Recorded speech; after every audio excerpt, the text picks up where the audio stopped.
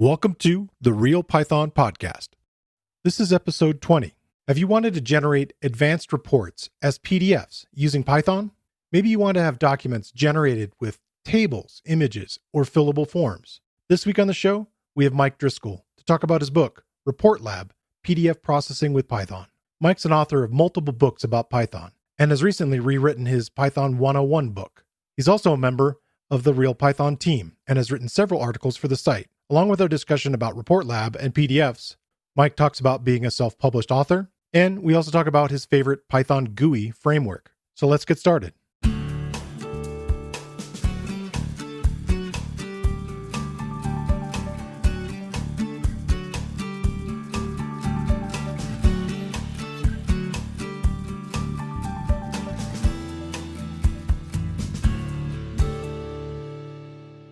The Real Python Podcast is a weekly conversation about using Python in the real world.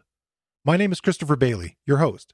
Each week, we feature interviews with experts in the community and discussions about the topics, articles, and courses found at realpython.com.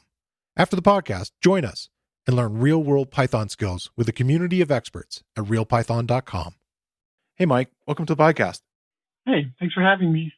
I wanted to talk a little bit about being an author and all the different books that you've written. I was wondering if you would want to start off and just talk a little bit about your Python 101 book. I heard you were maybe revising it. Is that right? Yeah, the original intention was to revise it. After looking it over, I decided that doing a rewrite was in order. So that's what I'm working on right now. Okay. What are the types of things that you're updating in it? Well, when I was first looking at doing the revision, I was like, well, dictionaries are now ordered, and there are new types of distributing packages that weren't available 5 years ago.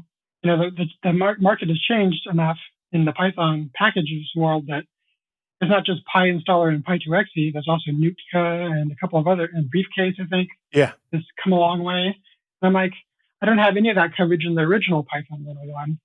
So that kind of like destroys an entire section of my original book. And so I was like, well, if I want to change that, I'm going to toss out these old modules that are no longer supported.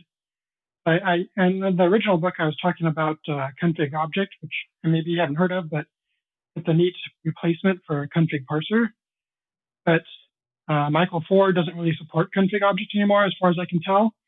So I'm like, well, I probably shouldn't be talking about that, even though I still think it's superior to config parser. So, you know, it's just like, man, I have to chop up my book. And so I decided to just rewrite it. Wow. Yeah. That's hard. Are there things that you're excited about changing in that process? Oh, yeah. Yeah. I mean, 5 years ago, Python 101 was my first book. Okay. And, I didn't really know what I was doing. I just kind of flew by the seat of my pants the whole time I was doing it. And now I've been writing writing books for, I guess it's been 6 years now, not 5. Yeah. Anyway, and I've improved a lot. And I've worked with Real Python, and I've seen how they write. And I've worked with 2 publishers since then. So I've got all this new knowledge of how to write that I didn't have before. So I was like, no, if I'm going to just do bits and pieces in the book, I might as well rewrite the whole thing so that it's consistent in its style and tone. Yeah, that makes sense. And so I was excited to see how it would flow now. Will it look better? Will it be worse? Am I even going to get that kind of feedback from anyone? Because who's going to want to read the first edition and the second edition? Oh, yeah. But so, yeah, I'm excited because I'm adding some new chapters. Like in the first one, I only covered threading. This one, I'm covering threading and multiprocessing. It sounds pretty deep for a 101 book. Yes. This is the thing about Python 101 that a lot of people don't understand, is that I wanted to teach Python 101, which is like just the first part of the book. There's another 3 or 4 parts to the book. And those other parts get into intermediate and more meatier topics, because I found when I was reading all those beginner books, when I first started doing Python, that, now I know the syntax, but I don't know what to do with it. Yeah. When I got done with the book. And I'm like, well, I hated that. So I was like, I'm going to write a book that I would have wanted when I was learning Python, that actually teaches you to do something beyond the basics. Yeah, I think that's exciting. That definitely would be something that I would be looking for, as even an intermediate developer now. So I know you have a Python 202 book, 102 or 201. 201, sorry. So in that book, where does it take off from there? So 201 focuses only on intermediate and more advanced topics. So, you're learning about, it goes more deep into multiprocessing and threading. It talks about descriptors, decorators, Okay. topics that, you don't normally need to use every day, but that you'll eventually use once you've mastered the basics in Python 101, basically. Does it have similar ending section there where you get into more project kind of stuff? It should, and I might end up doing that, but right now it does not. It just kind of covers stuff that, like the collections module and Okay. and other modules that I thought would help people, like ITER tools, stuff like that. And it just helps kind of like shine a spotlight on, hey, these are more advanced or at least intermediate level stuff that I was told by the Python community, these are intermediate levels, so this is what should be covered. And so I just included those. And okay. You seem to be into creating graphical user interfaces, and you have a couple books, and then you have several articles on RealPython now. One we talked about last week or a couple weeks ago on the podcast was your PySimple GUI article. Mm-hmm. But then I'm in the process of creating a video course for your WX Python, which is taking me a little while since I've got some new responsibilities there at RealPython. And then another one on Kiwi. Do you have a favorite GUI framework? My favorite is still WX Python, I think. Okay. What is it that you like about it? Well, when I was first looking into doing GUI in Python, I was trying to translate a VBA app into Python, basically. Okay. Yeah. So, it was a VBA for applications. It was based on, adding a GUI to your Excel spreadsheet or to Microsoft Access. And my boss didn't want to keep paying Microsoft to break our code every time they upgraded. So, right. So he wanted us to translate to Python, and I looked, and tkinter, whatever they call it. Yeah. They didn't have the widgets that you need to make it look like Microsoft. Okay. To be like, kind of look like it would sit next to the other applications and not be this really strange looking. Yeah. interface. So, it didn't have a very good notebook solution. It didn't have a good table solution. Okay. I think notebooks are better. I might be misspeaking there, but I know it didn't have a good table solution or a good list. It was really kind of what I call a list control. I didn't like their list control solution very much. So I evaluated WX Python and PyQt, and PyQt had a really big cost to it at the time for commercial stuff. Yeah, it seems like it really jumps into that very quickly. Yeah, and my boss was like, nope. So I went with WX Python, and yeah, it worked really good. And the community was crazy welcoming and very helpful. And so that's kind of why I stuck with it. The only downside of WX Python is it's basically like 3 guys maybe who work on it. So yeah, the bus factor is unfortunately high on that one. The what factor? Sorry. The bus factor, if somebody quits the project or gets hit by a bus, the project will die, Wow, I haven't heard that term. I've got a different term for bus ideas, which is this idea of, and you can use it for other things, but I knew a friend who worked at a music store, and she had this concept of this idea that we're all on a bus together and we're traveling through time. And some people get off in 1975 and that's their music. They got off the bus. Yeah. And then the rest of us are keep going and so forth. But I feel that is that way with technology sometimes too, right? Where people just like, I knew this guy, speaking about, Microsoft and Visual Basic, and he created these applications, and all his stuff was at this point of all being sunset and so forth. And he's like, whatever, I got off the bus, Yeah. And didn't want to keep moving forward, which is kind of hard with Python too, in some ways. It just keeps moving, hence all the changes you have to add to your 101 book and keep it updated with that. And I would imagine that with GUIs, kind of the same thing with oh my gosh, just like where they're changing the Mac interface again. Yeah, well, the nice thing about WX Python is that it wraps the native widgets. So, oh, good, yeah. It does not, and the library itself doesn't have a huge bunch of changes all the time. So, stuff that I've written even 10 years ago, all I've had to do is upgrade it for Python 3, and it works. So. Oh, good. I have a question about that, and then its relation to PySimple GUI. It seemed as though PySimple GUI can sort of sit on top of some of these other frameworks and provide sort of a abstraction layer to that. Is that right? Yeah, that's correct. Okay. Have you used it with WX then? I know it kind of defaults to tkinter, if that's right. Correct. So I haven't tried it with WX. I think I played with it with Qt because so the guy who created it, who I've talked to a few times, he said that the idea is to wrap other frameworks so that he can use the same PySimple GUI interface, but you get the widget sets of the other frameworks. So he has completely wrapped tkinter. He has only partially wrapped WX because it's so big. Right. Okay. He's only wrapped a handful of the widgets there so far, and I think he's got a pretty good wrapping of the core widgets of PyQt. So if I was going to use it, I'd probably use it with Qt first because it's just better wrapped right now. Has more coverage, or whatever you want to call it, as far as the types of widgets and things that you might end up using. Correct. Okay, cool. In your day-to-day work, how often are you building things with WX Unfortunately, not all that often. I sometimes will do it for like a hackathon for my work, but it's more of just hobby stuff right now. Whereas, my previous role, I did write a fair bit of WX applications for my company. Okay. So what's the more common Python tasks that you're doing at your work now? Right now, they call me an automated test engineer. So I'm in charge of a custom-made Python test framework for a C++ embedded application. Okay. And so those are like embedded hardware. Is that right? Yes. So we design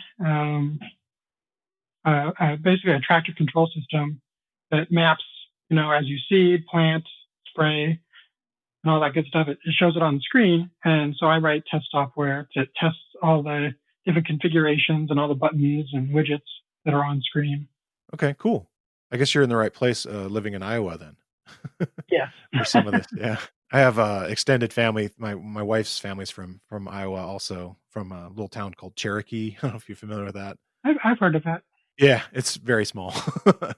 Tooled around there, and went all the different farmlands, and very interesting to see that get technology added to all those things, to tractors and stuff like that. That's pretty cool. Yeah, I didn't realize how much tech went into the tractors and farming in general. So you recently restarted your YouTube channel. How's that going?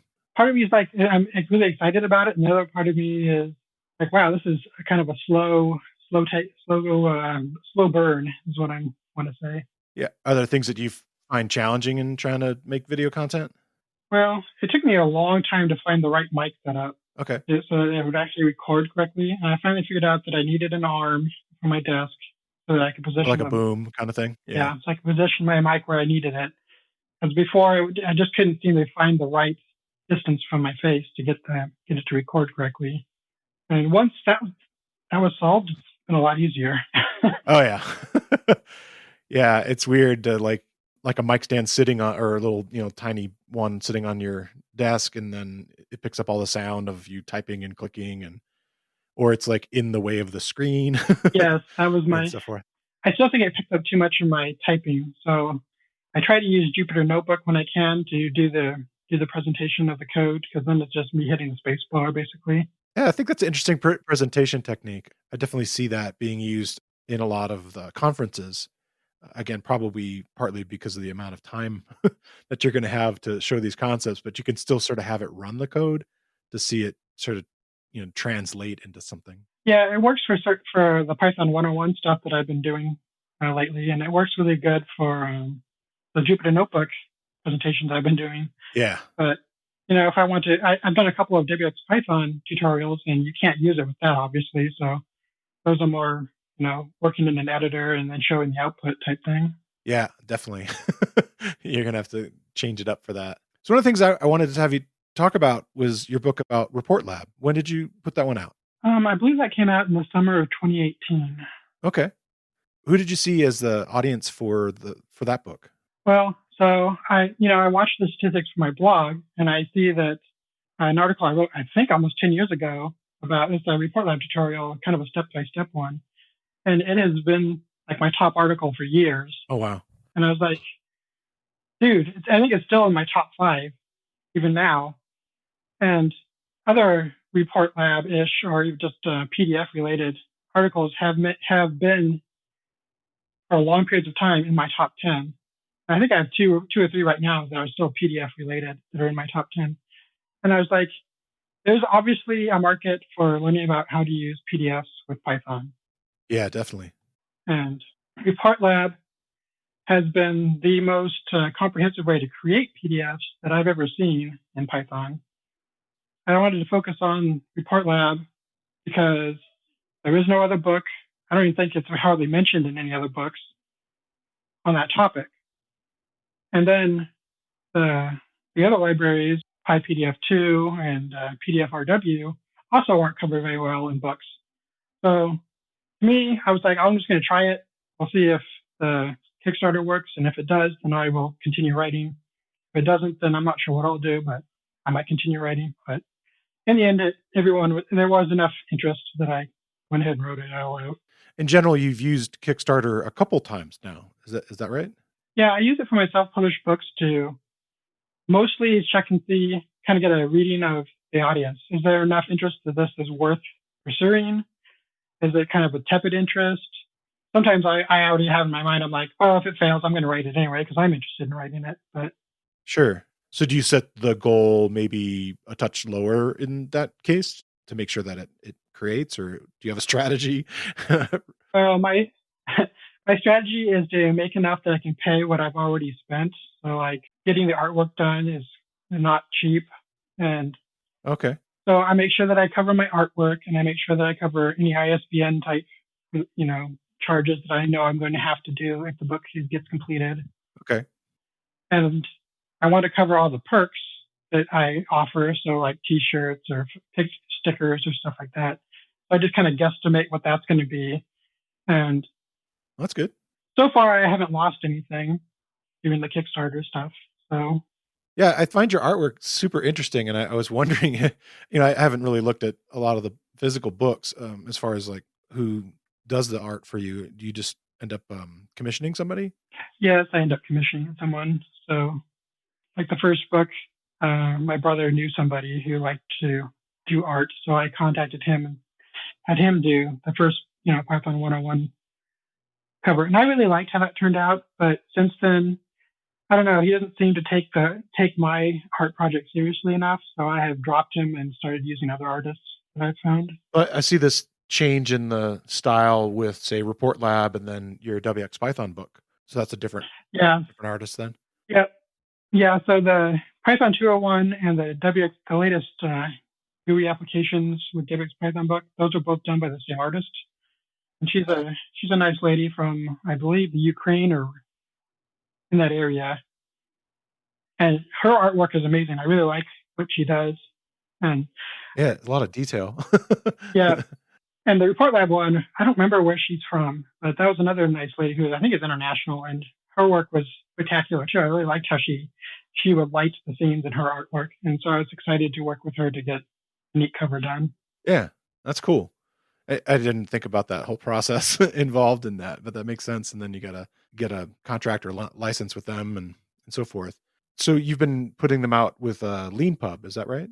Yes. So LeanPub has really helped a lot. So when I wrote Python 101, I bootstrapped it all myself and used a variety of, I think it was restructured text and Calibre, however you pronounce that. Yeah, the Windows conversion tool. Yeah, okay. I did that for making ebooks and such. Yes, right? Yeah, it could convert restructured text to EPUB and Kindle Mobi versions, basically, and it worked okay. But no, what I was wondering about is this part of the process, and I was wondering if ReportLab was a tool that you used for creating books. I know it's mostly for creating PDFs in general. You can definitely create longer forms in it, but I was wondering about your process of creating your books and what that tool chain looks like, and you're kind of starting to dive into it already. Yeah, well, that was my original tool chain, and then I found out about LeanPub, and they use Markdown instead of restructured text. Oh, okay. They can basically take your Markdown and convert it into PDF, EPUB, and Mobi. And the huge benefit for me is that they also created a really good table of contents, which was a huge pain to do in restructured text. So at least it was for me when I was trying to figure it out. Yeah. And they just automatically create it. So. Oh, cool. That's nice. That saves a lot of effort. Having tried to, I worked with this environmental science company, which is partly why I wanted to talk to you about the Report Lab, but I was involved in helping them restructure all of their reporting to kind of modernize it a little bit and make it look, Yeah. I don't know, just not Times New Roman and, just looked like something that, they spent some money on and so forth. So I ended up creating all these Word templates. And a big part of that is like getting into all the styles and creating all these things that will, go across it. And a big part of that is then, okay, with the table of contents and making sure that those styles are updated and they all kind of work together. And so it could be a lot of headaches. Yeah, it was a major pain. And, I still get people who ask me, where's the index? And I'm like, I don't have an index. It's a PDF. You can search for what you want. Yeah. Command F or Control F, right? Yeah. Yeah. Okay. But LeanPub did say that within a year or so, they're planning to add indexing capabilities to their process somehow with Markdown. I don't know how they're going to do it. And if they do it and it's easy to do, I'm going to start adding indexes to my books. But right now, there's just not a good way to do it easily. So. Okay. After you got some initial interest in it, and obviously that article was doing really well on your site, now that the book's come out, how's the feedback been about the book? Oh, ReportLab, it's not my bestseller, but a lot of people really like it. I've gotten a lot of positive feedback. I think the only feedback I've had that was somewhat kind of negative was that I wasn't always consistent in some of my code examples. So, okay, I wish someone else had told me that while I was writing it, because I would have fixed that. So now, it's been 2 years. I'm probably going to go through it and fix that anyway, because that bugs me. But that shouldn't take, that's like a minor issue. It's like, oh, I didn't name all the variables the same across all the examples or, whatever. So like a minor revision compared to like a whole. Yes, I go through and modernize it so it uses F strings and stuff like that. Probably be what I would do. Yeah, cool. It has a similar structure, a little bit in the sense to your Python 101 book, in the sense that you show all of the tech that's there for ReportLab, but then you also dive into all these other tools that kind of are related to PDF creation and PDF editing and modifying. And so what are some of the other tools that you cover beyond ReportLab in the book? Yeah, so I go ahead and talk about how you'd use PyPDF2 and PDFRW to split, merge, and combine pages. PDFRW is kind of cool in that it integrates with ReportLab so that you can create a ReportLab, object in memory, and then you can use PDFRW to modify it in different ways. What are the things that it adds that way? I think it allows you to shrink the page dynamically. So you can put 4 pages on one page and stuff like that. The author likened it, the author of PDFRW, I think his name is Patrick Maupin, said that it kind of covers ReportLab's page catcher technology, which I'm not very familiar with. It lets you do fancy things to PDFs in memory. But cool. But the page catcher part is part of ReportLab Plus. That's why I'm not really familiar with it. Oh, okay. Yeah, and maybe we could talk about that just a little bit. There is the open source version of ReportLab, and then ReportLab Plus is their paid version, like a large corporation would use. Mm-hmm. What are the kinds of things that it adds? So I think the big thing for ReportLab Plus is that they've created an RML, ReportLab markup language for it. So you can create templates in kind of an XML format to create your pages instead of in Python. Okay. Directly. And they have taken some of that RML and put it into their open source version, but it's nowhere near complete compared to Plus version. And I think there's examples of what it looks like on their website, so you can kind of see what you're missing out on by not purchasing Plus.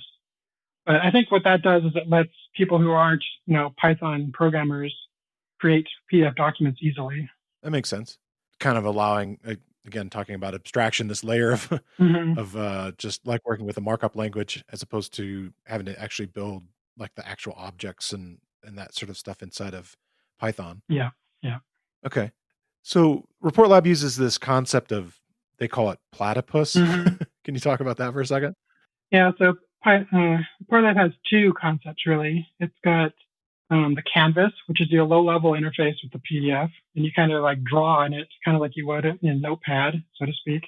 Because you're drawing text and you can draw lines, but you're telling ReportLab, I want to draw at XY coordinate to XY coordinate, basically, when it comes to figures and whatnot. Platypus is a goofy, I don't know why they called it this, but it stands for page layout and typography using scripts.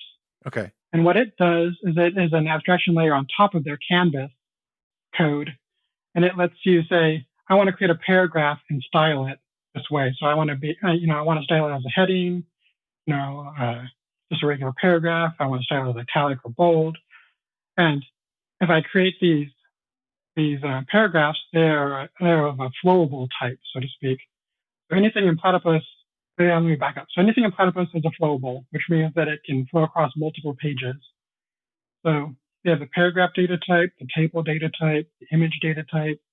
I think they have a page break and a spacer and a couple of others. And what these allow you to do is, you just create these flowables, you add them to a Python list, and you say, build my document. And it will calculate, based on the page size that you've chosen, how to break that up across multiple pages. Whereas, so if you're doing something legal versus 8.5 by 11 or A4 or what have you. Because if you try to do that with the canvas, you have to keep in your head, okay, I'm getting close to the bottom of the page, and I need to create a new page break here.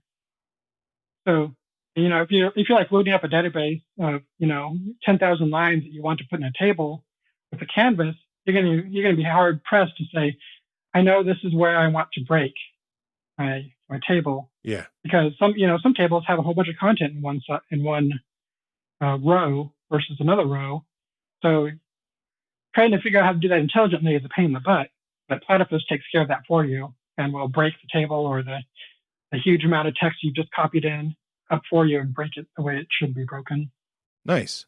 Yeah, I can see that being super useful. That was one of the problems I kept running into in reformatting these documents for these, these Word templates for these science reports and so forth. And I would have to create versions of tables with like different column amounts and so forth. And still in Word, it would still like try to poke out the edge of the screen. Yeah.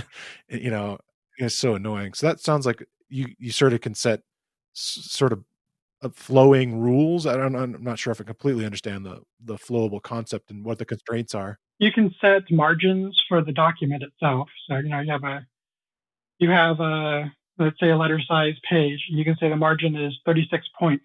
So in PDF world, everything is measured in points. So there's like 72 points in an inch and I think it's 700 something for the height of a letter page versus 600 something for the width. Okay. So if you think in points, you can say, I want my left margin to be this, my right margin to be that, my top and bottom margins to be something else. And then when you start adding flowables to it, it keeps those margins in mind so that it doesn't ever hit those margins. It'll actually cut page break before it hits the margin. And then for the table, you can set each column width to be a certain size, and it will wrap it within that column width, whatever you put into the columns. Nice. Which can get kind of funky looking, but it works really well. Okay. This week, I want to shine a spotlight on another Real Python video course. This course fits perfectly into our main topic this week and dives into some of the tools covered at the end of the book that we're discussing. It's titled How to Work with a PDF in Python. The course is based on a Real Python article by this week's guest, Mike Driscoll. And in the course, instructor Andrew Stephen takes you through how to extract document information from a PDF, rotate pages, merge PDFs, split PDFs, add watermarks, and even encrypt a PDF. I think it's a worthy investment of your time to learn how to manipulate PDFs using Python. And like most of the courses on Real Python, the course is broken into easily consumable sections, and you get code examples for the techniques shown. Check out the video course. You can find a link in the show notes, or you can find it using the newly enhanced search tool on realpython.com. So were you using it for some of the reporting at your work then?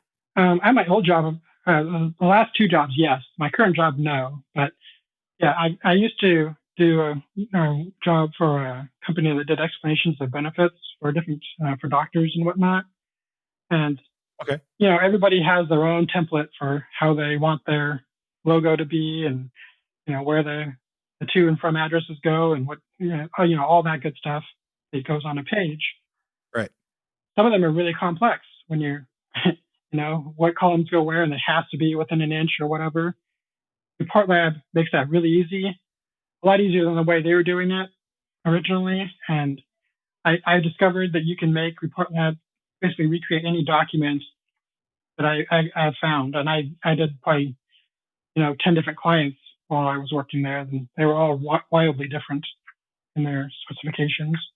What were the types of documents? Well, yeah, like I said, you got EOBs, but you also have you take in XML or even mainframe data, and you convert it into a standard type of EOB. We had a company standard, then we had our client standards, and everybody wanted their pages to be labeled differently with different headers and footers, and so they all looked very. You'd think that people would just use one particular look and feel for explaining what your benefits are for like an injury or something, but everybody wants their own look, I guess.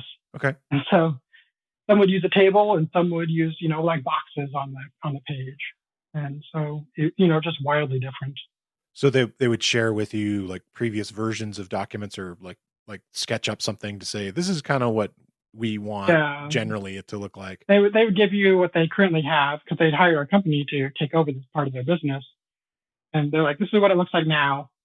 Here's the data in JSON or whatever format it is. Make that raw data look like this. And so I would write the code that would translate it into ReportLab and make it pretty again. Nice. So do you think that ReportLab would be a good tool for data scientists? Oh yeah, I think so. Once you get over, figuring out how ReportLab works, I think that would be a great tool.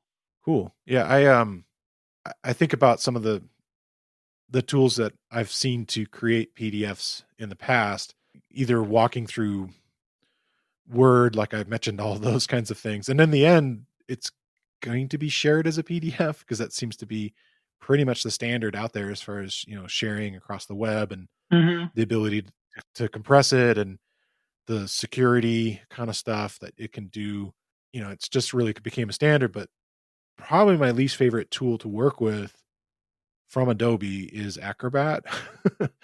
And I don't know if you've experienced that too, but yeah, it's just super clunky, and I've wanted to find ways to just, build things and create things that are repeatable. And the idea of like including Python code and the benefits that you're talking about sharing in this doctor's office, the data really changes depending on the patient, right? Yes. Yep. And so, and then whatever plans they have, and what, like what's available to them, so that you're reading in data from a database, and then the program's able to run. Like, how often would you have to like update it once it got working? No, as long as the client kept the data format the way they're supposed to, I didn't have to update it hardly at all. Okay. So the biggest problem you might have is like just formatting issues and things that were input improperly. Yes. Like if someone gave us, occasionally they would make a name too long. Like some people just have really long last names or first names. And so you might have to figure out what to do in those situations, stuff like that. Yeah. Like the way Adobe does it, which is really ugly, is that they just change the font size. Like when a form is filled in. Yeah. That's always been something that I was helping these companies try, like these very small businesses, and it's just me, one man shop, mostly helping out friends, and then kind of like getting involved with these small environmental science companies. And a lot of them wanted to move beyond using paper, because they were doing this kind of really ridiculous process of taking clipboards out into the field and gathering scientific data, writing it on pieces of paper, trying to remember some of it in their head, because they would like skip steps and so forth, because partly they knew that when they got back to the office, they would either rewrite it into an Excel, or they would just scan that ugly dirt covered document in and then turn it into a PDF, and so I was like talking to them, and they really wanted to have something out in the field. And so we started working with like an iPad and some PDF fill in tools. And then I would just try to convert things and do it all inside of Acrobat to create the fields and create that sort of stuff, and to allow them to sort of fill it in. But it ended up, a lot of work for me, kind of just trying to lay it out and make it look, sort of consistent. Yeah. But I would always run into those dumb things of like, oh, the fonts are going to change size and so forth. And so one of the things I'm kind of excited about with ReportLab is the idea of automatically generating these things and it being consistent. Like you said, like using this point-based system to choose where things are laid out on the page. And I guess that's partly because it's all vector-based, right? Yeah, I think so. Yeah, so that you can sort of, enlarge and zoom in and it doesn't like pixel out. But anyway, so when I was thinking about that, I was like, okay, well, how is ReportLab at creating forms? I haven't done a lot of fillable forms with ReportLab, but I think it does provide it. Yeah, I even have an article on my blog. It's been a while since I've done it. So yes, you can totally do it. I think the problem that I run into is that Adobe shows them, but not necessarily other PDF readers, or maybe even not even. Oh, okay. I created them and it looks fine on my Windows machine, but then I try to load the same PDF on Linux or Mac, and if I don't have Adobe installed, it doesn't look right, or it's like the fields are invisible or something. And I don't know if that's ReportLab's fault, okay, or if that's something else. But yeah, there's some flavors of PDFs. Then it sounds like. Yeah, I have seen somebody ask me like in the last 2 months if ReportLab supported PDFA, and I'm like, I don't even know what PDFA is, so I don't know the answer to that. I was at a law firm, and I was working with them, and again, working in PDFs and kind of, their sort of documentation world. And we ended up going down this a little bit of rabbit hole of sort of PDF versions. And even it's so many years ago, I can't really remember them. So even back, like 5 years ago, there were definitely 3 or 4 different flavors of things that the PDF could do or couldn't do. And so I guess that would be something I'd have to look at in ReportLab's documentation and make sure. And then, the tools that we were using to fill stuff in on the iPad that were really nice were like this thing called PDF Expert, which is a, kind of a nice filling tool, kind of stuff. It would have its own sort of document storage tool, and you could kind of create things that were a bit like templates. But probably my favorite thing was it would do, signature capture just right on the iPad, kind of like how, like Square or those other kind of payment processing things, it pops up a big thing where you can just use your finger to sign. And that was really nice to be able to create these kind of end tools. So I'll have to play with it some more. Yeah, I can't comment if it does that kind of stuff, but it has all the basic fields that you need to be able to use to create a fillable form. Well, anything to speed up the process, even if I had to walk it through Adobe and check on some things and label some things or whatever, it would be fine, or save it again would be fine. I know that filling in the forms electronically with Python seems to be a little awkward. I tried yesterday, looking at the chapter in your book, and I could not get those tools to really work. I think it might be the middleware that everybody's using in that case is a little awkward. It kind of installs on its own, but everything would just freeze when it went to fill in the blanks. Yeah, I had a lot of trouble with that chapter where I could get it to work on one system and not on another. And I think I put a warning in that chapter like, this is really buggy stuff. Yeah, I've tried like 3 different kinds of ways to do it, and some of them work for some fillable forms, and other forms don't work at all. And I don't know why that is. That's strange. Yeah, it was really weird. That's okay. I was using, again, most of these were to be filled out in the field. Yeah. I could see how, generally your solution, which made the most sense to me, if you're creating something that's a bit of a template and then you're filling it in, was to kind of almost do it in a layered kind of style and just sort of paint it on it, if you will, and then flatten it, to use Photoshop terms. I guess that's actually a term in PDFs too, but that seems to be, that would work. Okay. I was taking the watermark approach of just taking 2 layers and slapping them on top of each other. Yeah. I was helping somebody with, like, you have a real Python article talking about PyPDF2. Mm-hmm. And I think maybe it also mentions some other stuff. And I was helping one of our video instructors convert it into a video course, and he was having some trouble like doing some watermark stuff and so forth. And so I helped him create like a, Mm-hmm. you know, something that was a little more opaque and so forth. So it just didn't write over it. And I don't know, I find that stuff really interesting. There's some nice other additional tools out there for working with them. So ReportLab seems like it has some relation to a tool like LaTeX, or I don't even, not positive if that's how you pronounce it. I've heard it pronounced latex or LaTeX. Yeah. What are some differences there? Like what is the intent behind LaTeX? My understanding is that LaTeX or whatever was originally designed so that you could add mathematical formulas and kind of lay out your page, because it was like a scientist or somebody like that who created it so that they could, you know, supposedly easily create the research papers. Yeah. I haven't looked into how all that works, but I do know that the huge thing I've seen over and over again, the reason people still love it, is that it gives you really granular control over where all elements go on your page, and it does really good with complex mathematical formulas. Which can always look really weird and be formatted kind of weird, right? Yeah, like in Word, it doesn't always play nice with some of those formulas. And I think LaTeX solves that issue if you're doing that kind of stuff. I haven't done that with ReportLab, so I can't really comment if that works really well in there, but I don't know why it wouldn't work really, at least well enough. Yeah. Yeah. So what are some of the other tools that you cover in the book? I know you mentioned PyPDF2. What else is in there? PDFMiner is used for text extraction. So okay. Give me an example. When you go to open up a PDF and you want to get the text out of the document, PDFs like store the text in a really weird way. It's not like it is in Word, or, you know, even just opening a text file is, where you just open it and say read. You try to read a PDF file, it's a binary file. And so you get all this junk out and you're like, what the heck? How do I read this?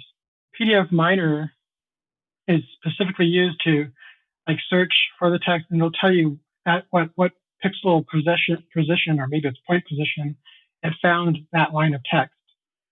The problem with PDFMiner is that because of the way PDFs are saved, sometimes, you know, what looks right on the page, like line 1, 2, and 3, in the binary form, it's like lines 1, 3, and 4, and then number 2 is next. And so when it extracts it, the lines of text are like jumbled. Okay. So you end up doing some cleanup after the fact, because PDFMiner, you know, it's mining for the text, but it doesn't always get it in a really great way, and you have to do some polishing afterwards to make it work right. Another tool was written on top of it called Slate, which makes PDFMiner a lot nicer to work with, but I think Slate never got around to being converted to Python 3, so it's kind of dead now. Okay. Let's see. Oh yeah, so I also talk about PyFPDF in one of my chapters. PyFPDF, I believe, is based on PHP, and it's kind of PHP's ReportLabs, for lack of a better way to describe it. But somebody took it and wrote a Python wrapper around it, so you can use the FPDF package in Python to create PDFs. And, you know, I thought it was a decent library. It works in much the same way as ReportLab.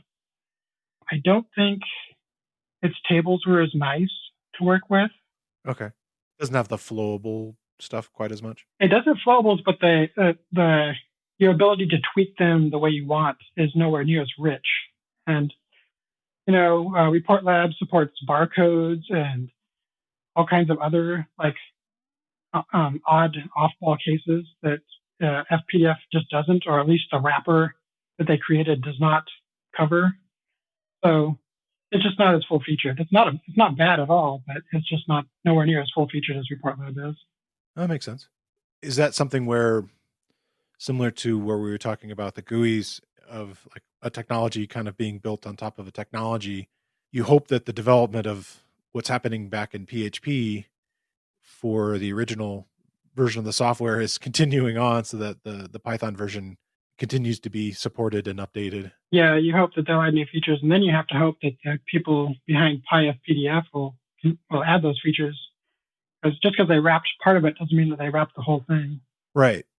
It doesn't necessarily expand on on that, and have to add all the translations. That's always intriguing to me, that idea of like translating one tool into another. It definitely seems to be common in the world of PDFs. Yeah, it is. Yeah.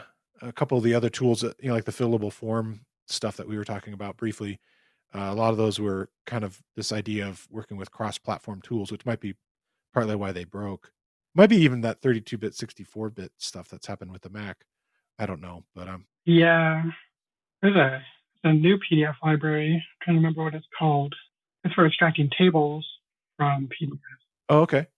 I like what what Microsoft has done recently with Excel. I haven't played with it a lot, but the idea of like taking a picture with your phone and it being able to grab the table in. Mm-hmm. I want to try that some more. Yeah, I haven't tried that one myself. I think it was like right after I produced this book, and there was like 2 new releases of these new software, and I'm like, oh man, I could make a good chapter. Yeah. Camelot, that's the name of it. This is a Python library? Yeah, Camelot, PDF table extraction for humans is what it's called. Okay.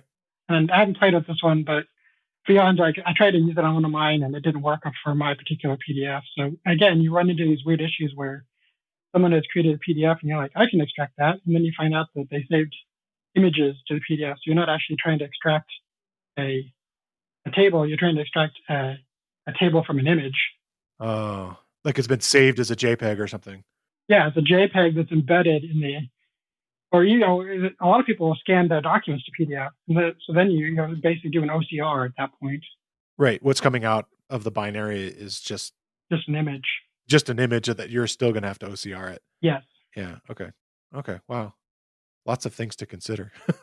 It's a deep topic. It's like so much deeper than like, I would think like the Python 101 kind of stuff in some ways. Yeah.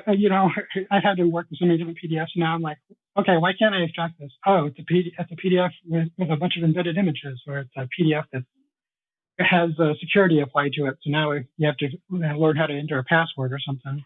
With those tools that you were talking about for like the PDFMiner and tools that were like that, are there parameters then that you can put in to have it help you with things that are, password protected or encrypted? Yeah, PyPDF 2 lets you decrypt if you know the password, obviously. If you don't, you're stuck. But I think PDFRW also supports decrypting if you know the password. Okay. I don't remember if PDFMiner does or not. I don't think I've ever tried to use it on a password protected document. Okay, that's cool. I mean, it's good to know. So I have a few weekly questions. What's something that you're excited about in the world of Python? Again, this could be like a package or an event, hardware, book or something like that. Yeah, well, it's kind of a mix for me. So yeah, I'm working on a matplotlib chapter for my Python 101 book, because I wanted to cover graphing and how to do that. And I came across a website, I think it's called PyViz. Yeah, pyviz.org. Okay. And it lists like all kinds of Python visualization tools and how popular they are. So I got really excited because I'm like, wow, there's a bunch of tools I've never heard of that will make for, lots of good articles or even a book idea maybe. Yeah. And so, just learning that Python, I already knew that Python visualization was huge, but I didn't realize that there were dozens of packages on that topic. And so, that's exciting. I'm personally excited about learning OpenCV with Python, even though that's, it's kind of old at this point, but it's getting used in so many new and fascinating ways. So this is computer vision, is that right? Yes. Okay. Yes. Is there a certain like subset of that you're intrigued about, or projects that you'd be intrigued about for it? I can think of farming and those kind of tools being added to, helping with automating tractors and things like that. Yeah, that does interest me to some degree, but I read a lot of Adrian Rosebrock's tutorials and from PyImageSearch, and just seeing him identify objects on his desk, or identifying cars in the street or the parking lot, or which parking spots are empty. I don't know. I just find that really interesting. I'd like to learn how that all works. Yeah, cool. I guess that maybe leads into the next question, which is there a particular thing that you want to learn next in Python? Yeah, I mean, that's Those are kind of the two big ones I'm looking at right now, is how to do image processing with Python, both, like with like Pillow, the Python imaging library, and scikit-learn or scikit-image or OpenCV. Okay, cool. Is it, when you were looking through that data visualization site, was there a particular package that you saw that was new, that was like, that really stood out to you? I'm interested in finding out more about this Holo Views one from Conda. Okay. And Altair looks kind of interesting as well. Yeah, I want to get that guy on to talk. Yeah. Okay, cool. This one is a question that it's kind of an ongoing one that I've had about learning how to basically to teach yourself more about Python by reading actual code and the documentation for that code. Mm-hmm. And I don't know if you have a suggestion for a particular Python package that if someone were to look at the code itself that is well structured in a way that could teach someone a lot about how to, create a well-formed package and so forth, and kind of help them get to be a better coder by reading the code. Yeah, well, what I normally do, because I do a lot of beginner tutorials, is I like to look at the Python core source code. I think you can learn a ton from that. You can see how Python itself works under the covers doing that. Okay. I know a lot of people still point at requests, and now there's HTTPX, I believe. Those are probably good ones to look at. I've looked at SQL Alchemy's code, and I think it's usually above my head, but it's a really interesting way to learn how these really popular projects have laid out their code. Yeah, I think the reading the Python code is really kind of it's kind of recursive in a way that you're kind of diving into that stuff. But even that along with the documentation, I think a lot of people skip past that in their pursuit to learn. They want the resource to just be, this tutorial or this book, but very often going into the code itself. If you're using idle, it has a class browser and a module browser, and you can just dive right in and figure out how does this work behind the covers, or how does idle itself work. And I'm like, there's all this information right there at your fingertips that you're just ignoring. So yeah, I like to look at that myself. Yeah, cool. Well, I want to thank you so much for coming on the podcast and talking to me. Yeah, it was good to be here. And good luck with your updates to your Python 101 book. I'm excited to hear about it. Yeah, thanks. I hope a lot of people will enjoy it. All right. I want to thank Mike Driscoll again for coming on the show. And I want to thank you for listening to the Real Python Podcast. Make sure you subscribe to the podcast in your favorite player. And if you like the show, leave us a 5-star rating and a review. You can find show notes with links to all the topics we spoke about inside your podcast player or at realpython.com/podcast. And while you're there, you can leave us a question or a topic idea. I've been your host, Christopher Bailey, and look forward to talking to you soon.